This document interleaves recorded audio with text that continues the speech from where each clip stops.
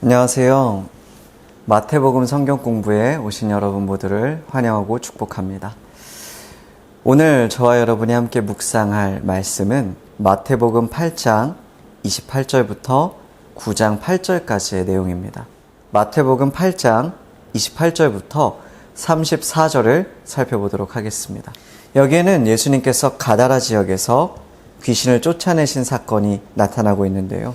예수님께서는 풍랑을 잠잠하게 하신 이후에 제자들과 함께 가다라라고 하는 지역으로 이동하십니다. 그런데 그곳에서 귀신 들린 자를 마주하게 되십니다. 그리고 오늘 본문 말씀 28절은 그 귀신 들린 자의 상황이 매우 심각했다라고 기록하고 있죠. 그가 몹시 사나워 아무도 그 길로 지나갈 수 없을 지경이었다고까지 성경은 기록하고 있습니다. 그런데 우리가 말씀을 살펴보면 이 귀신 들린 자가 예수님을 만나게 되었을 때 아주 신기한 장면이 등장하는 것을 보게 됩니다. 그것은 바로 29절에서 나타나고 있는데 제가 29절을 읽어드리도록 하겠습니다. 이에 그들이 소리질러 이르되 하나님의 아들이여 우리가 당신과 무슨 상관이 있나이까? 때가 이르기 전에 우리를 괴롭게 하려고 여기 오셨나이까? 예수님을 보자마자 귀신 들린 자가 예수님을 알아봅니다. 그리고 때가 이르기 전에 오셨다라고 표현을 하고 있죠. 도대체 사탄은 예수님을 향해서 왜 때가 이르기 전에 오셨다라고 이야기를 하고 있는 것일까요?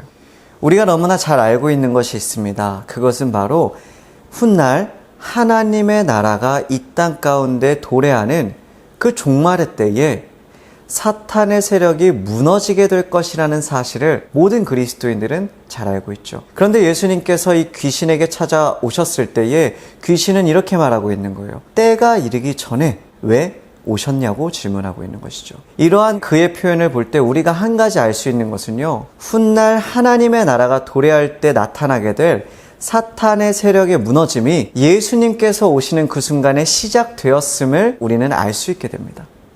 이후의 내용을 보면 그것은 더 분명하게 나타나게 됩니다.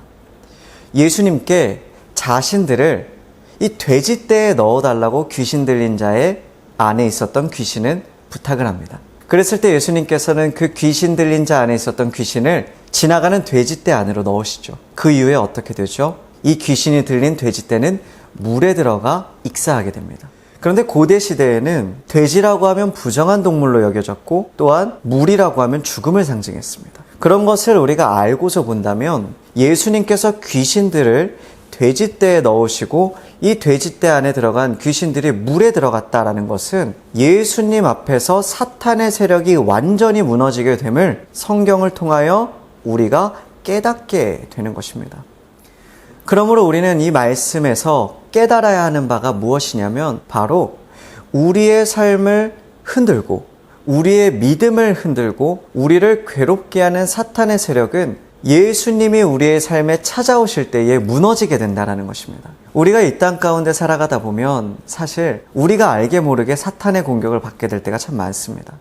어떨 때는 그것이 달콤한 유혹으로 다가와서 하나님의 뜻대로 살아가거나 하나님의 말씀에 순종하는 것보다 세속의 흐름에 따라 살아갈 때가 많을 때가 있죠.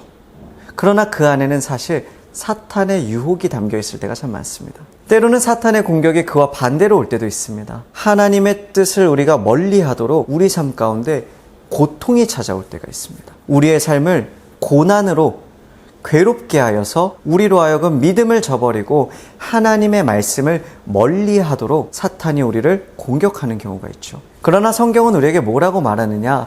너희 삶에 그러한 고통이 찾아오거나 또는 달콤한 유혹이 찾아와 너희의 믿음을 흔들려고 사탄이 공격할 때 다른 무엇보다 예수님을 의지하고 예수님을 찾으라 이야기하고 있는 것입니다. 그리고 그 이유는 단 하나다. 예수님이 우리 삶 가운데 오실 때에 지난날 우리를 괴롭게 했던 사탄의 세력이 무너지고 죄의 세력이 예수 그리스도의 은혜 안에서 예수 그리스도의 능력 안에서 무너지게 된다라는 것입니다. 저와 여러분이 이 사실을 기억해서 오늘 말씀을 우리가 기억할 때마다 무엇보다 예수님을 의지하는 저와 여러분이 되길 간절히 소망합니다.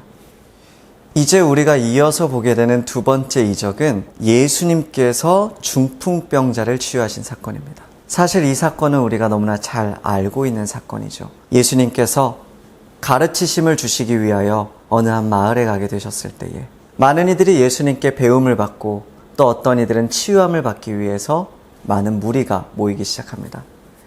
그런데 그때에 어떤 한 무리가 예수님에게 그 중풍병자를 데리고 찾아옵니다.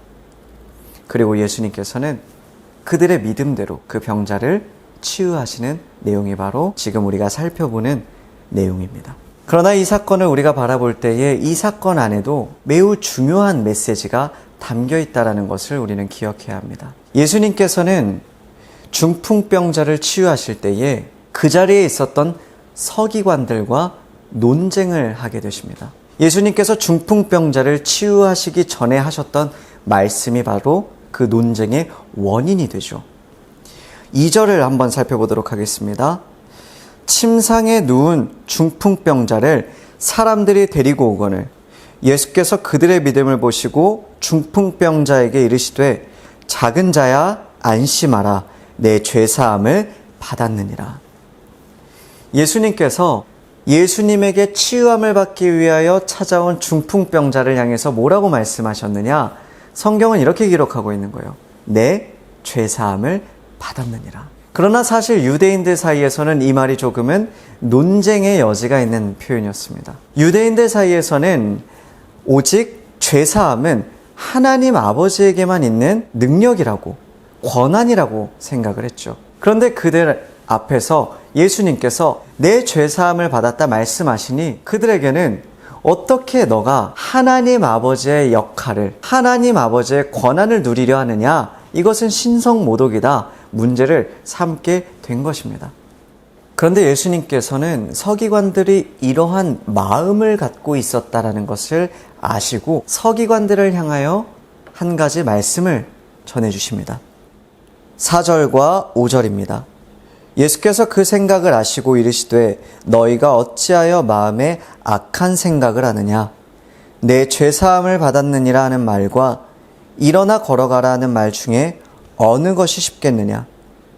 그러나 인자가 세상에서 죄를 사하는 권능이 있는 줄을 너희로 알게 하려 하노라 하시고 중풍병자에게 말씀하시되 일어나 내 침상을 가지고 집으로 가라 하시니. 예수님께서는 그 마음에 의심을 품고 또한 그 마음에 예수님께서 죄사한다 하신 말씀이 신성모독이라 생각했던 그 서기관들의 마음을 아시고 그들에게 이렇게 말씀을 하시는 거예요. 너희가 어찌하여 마음에 악한 생각을 하느냐? 내 죄사함을 받았느니라 하는 말과 일어나 걸어가라 하는 말 중에 어느 것이 쉽겠느냐? 여러분 혹시 이 문장이 쉽게 이해가 되시나요?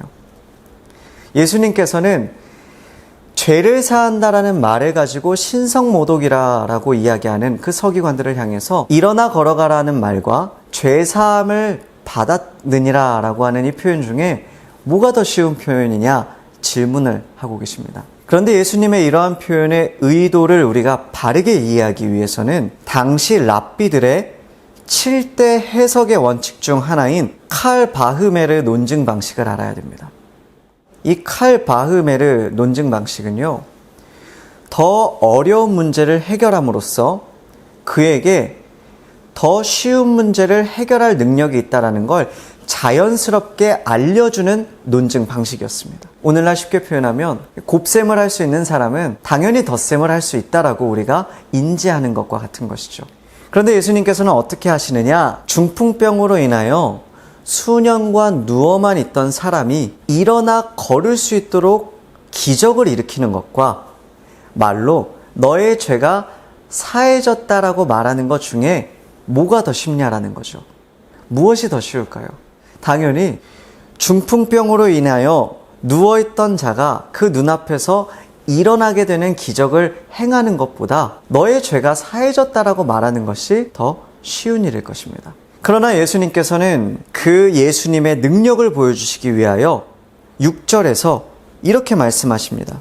그러나 인자가 세상에서 죄를 사하는 권능이 있는 줄을 너희로 알게 하려 하노라 하시고 중풍병자에게 말씀하시되 일어나 내 침상을 가지고 집으로 가라 하시니 그가 일어나 집으로 돌아가거늘 중풍병자를 그 눈앞에서 일어나 걸어가게 하시는 겁니다. 그러면서 그 자리에 있던 모든 이들, 특히 예수님에게 죄사함의 능력이 없다라고 의심했던 서기관들을 향해 예수님에게 그 죄사함의 능력이 있다라는 것을 보여주고 계신 것입니다.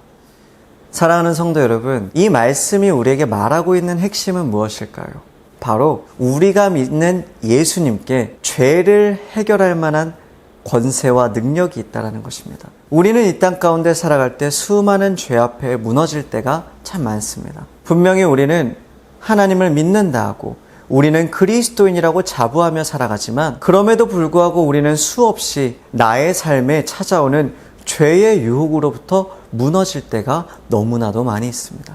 그러나 예수님께서는 오늘 말씀 가운데 우리에게 알려주고 계십니다. 바로 너희를 하나님 앞에서 무너지게 하는 그 죄의 권세로부터 해방시켜주고 너희의 그 악한 죄를 사하는 권세가 예수님께 있다라는 사실을 오늘 우리에게 예수님은 분명하게 말씀해 주시고 계신 것입니다. 오늘 성경 공부를 이제 마치려고 하는데요. 저와 여러분 안에 오늘 말씀을 통하여 두 가지를 기억하게 되었으면 참으로 좋겠습니다. 그 두 가지는 무엇이냐?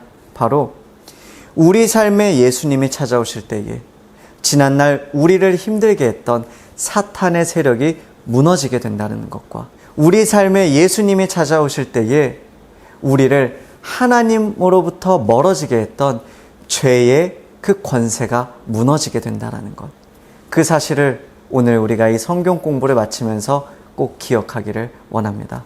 그래서 우리가 날마다 매일 일상 속에서 다른 무엇보다 예수님을 찾는 그러한 사람들 되기를 원하고 어느 때나 기도의 자리를 사모하며 예수님의 이름을 의지하며 하나님의 보좌 앞으로 나아가는 거룩한 성도가 되기를 간절히 소망하면서 오늘 성경 공부는 여기서 마치도록 하겠습니다. 감사합니다.